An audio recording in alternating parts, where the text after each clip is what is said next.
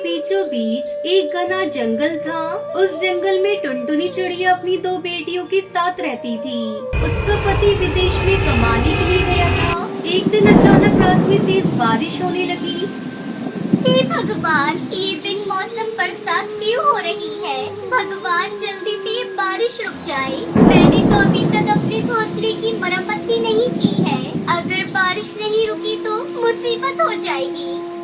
धीरे धीरे बारिश का पानी टुनटुनी के घर में टपकने लगा। तब तक आप लोग कमेंट में बताएं 43 - 23 कितने होते हैं। मम्मा, ये बारिश कब रुकेगी?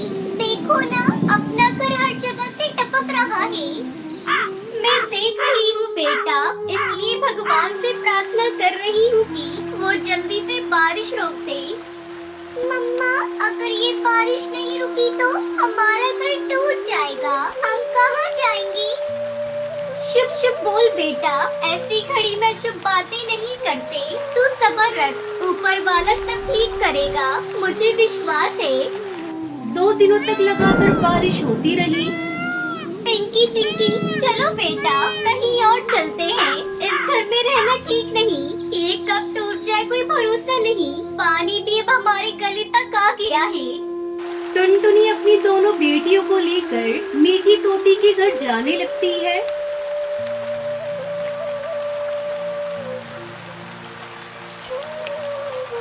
मम्मा, हम कहाँ जा रही हैं? कौन हमें बारिश में सहारा देगा? बेटा, हम तेरी मीठी आंटी के घर जाकर बारिश रुकने तक वहीं रहेंगे। मम्मा, अगर मीठी आंटी ने अपने घर में हमें नहीं रहने दिया तो तब हम कहाँ जाएंगे?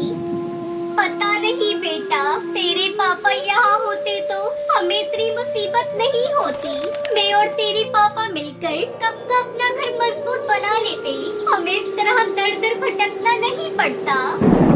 वो तीनों बातें करते हुए जा रही थी। तभी पिंकी को एक बड़ा सा सेब दिखाई देता है। मम्मा मम्मा, वो देखो, उस पेड़ पे एक बड़ा सा सेब दिखाई दे रहा है। अरे हाँ बेटा, उसमें तो दरवाजा भी है। शायद वो सेब घर है। ऐसा लगता है वो सेब घर किसी पक्षी का है। चलो पहले चलकर वहाँ मदद मांगते हैं।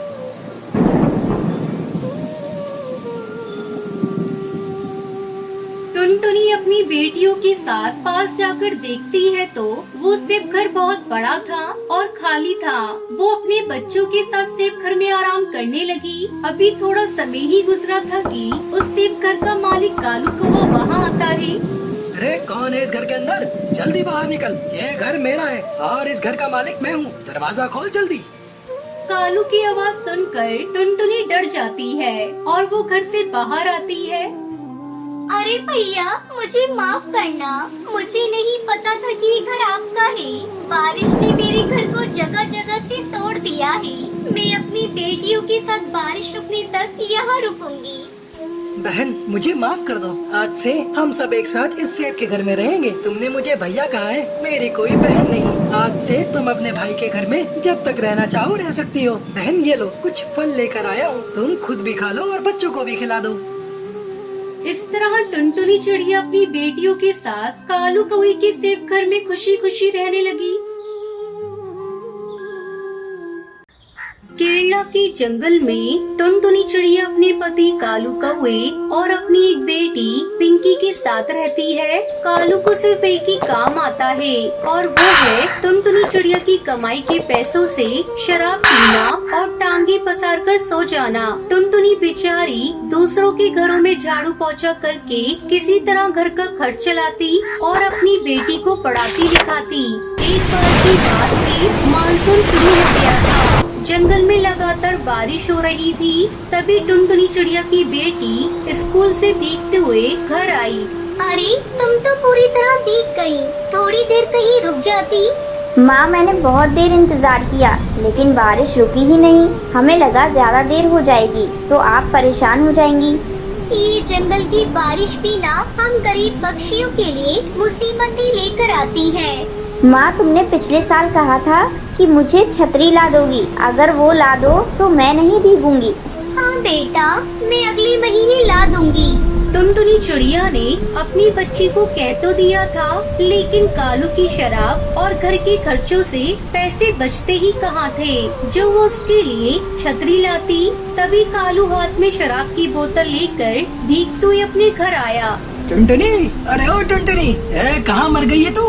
मर जाती तो सही रहता, कम से कम तुमसे पीछा तो छूटता। ये तू क्या बकवास कर रही है? तुझे अपनी बेटी की फिक्र नहीं है, लेकिन मुझे तो है। पूरा दिन शराब शराब शराब। कालू के साथ सबसे बड़ी दिक्कत ये थी कि वो अपनी बुराई तो सुन लेता, लेकिन अगर कोई शराब की बुराई कर दे तो उसका पारा चढ़ जाता। उसने गुस्से में टुनटुनी को जोर से मार दिया। मुफ्तखोर चिड़िया, तू क्या समझती है अपने आप को? मैंने कितनी बार कहा कि मेरी शराब को एक शब्द भी बोला तो मुझसे बुरा कोई नहीं होगा।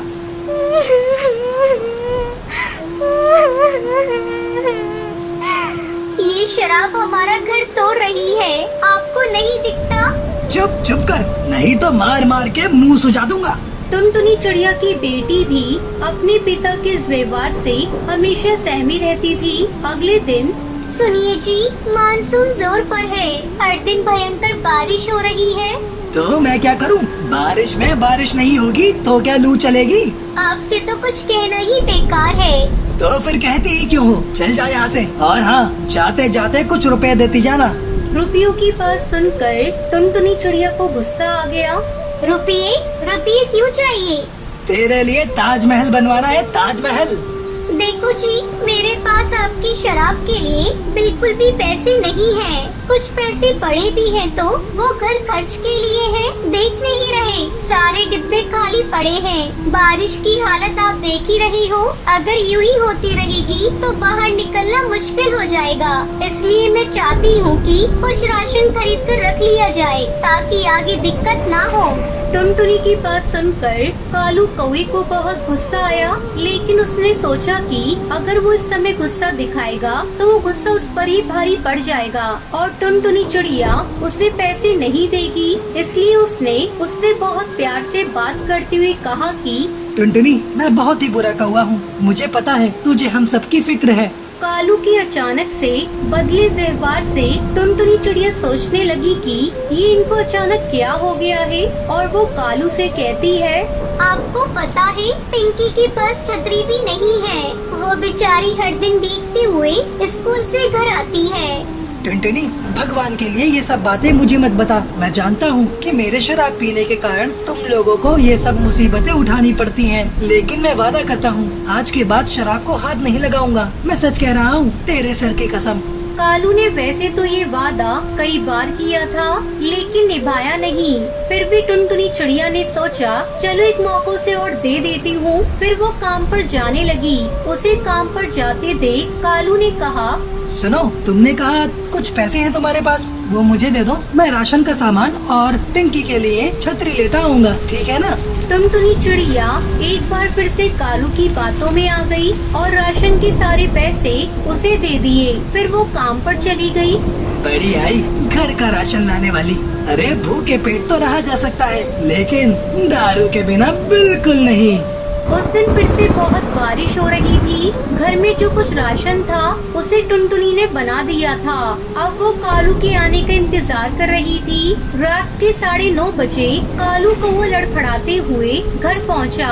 उसकी हालत देखकर ही टुनटुनी चिड़िया समझ गई कि ये आज फिर से पीकर आया है। उसने गुस्से में उससे पूछा, राशन कहाँ है? पिंकी की छतरी कहाँ है? लेकिन कालू उसको कोई जवाब नहीं देता और जाकर बिस्तर पर लेट गया। बाहर बारिश लगातार हो रही थी, लेकिन इस बार बारिश ने रुकने का नाम नहीं लिया। लगातार बारिश के कारण टुनटुनी चिड़िया के घोंसले से पानी टपकने लगा। ये देखकर उसकी बेटी पिंकी एक बर्तन ले आई और जमीन पर रख दिया। लेकिन इस बार बारिश किसी जिद्दी बच्ची की तरह हो गई थी। वो बरसती जा रही थी।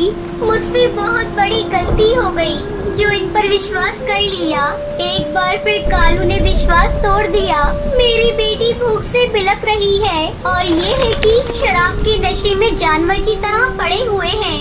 लगातार बारिश के कारण टुनटुनी के घोंसले में पानी भरता जा रहा था।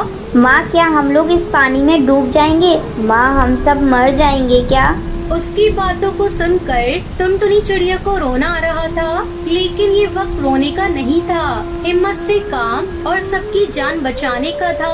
कुछ नहीं होगा बेटा, कुछ नहीं होगा, बारिश कम होते ही सब ठीक हो जाएगा। लेकिन इस बीच कालू का नशा टूटा। होश में आने के बाद उसे समझ में आया कि वो लोग बहुत मुसीबत में हैं। ये इतना पानी कहाँ से आ गया?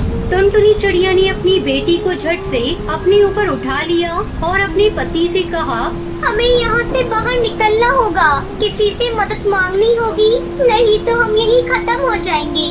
पहली बार मौत का खौफ कालू के चेहरे पर दिखा और शायद पश्चाताप भी उसकी आंखों में दिख रहा था। उसने अपनी बेटी को अपने कंधे पर उठा लिया और टुनटुनी से कहा, तू इसकी फिक्र मत कर टुनटुनी, मैं मर भी जाऊंगा लेकिन अपनी बेटी को कुछ नहीं होने दूंगा। टुनटुनी और कालू किसी तरह अपने घोंसले से बाहर निकलते हैं। थोड़ी देर बाद बचाव दल के पक्षी वहां आ जाते हैं। सभी जंगल के पक्षियों को एक सुरक्षित जगह पर पहुंचा देते हैं।